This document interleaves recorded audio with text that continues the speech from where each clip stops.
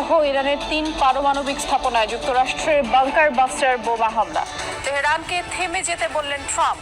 কঠোর প্রতিশোধের হুমকি তেহরানের। امروز سایت‌های هسته‌ای کشور در فوردو، نتنز و اصفهان military success.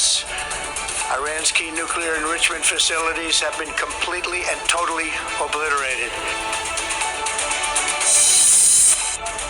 পুরো মধ্যপ্রাচ্যকে বিপজ্জনক পরিস্থিতিতে ফেলেছে যুক্তরাষ্ট্র, মত বিশ্লেষকদের।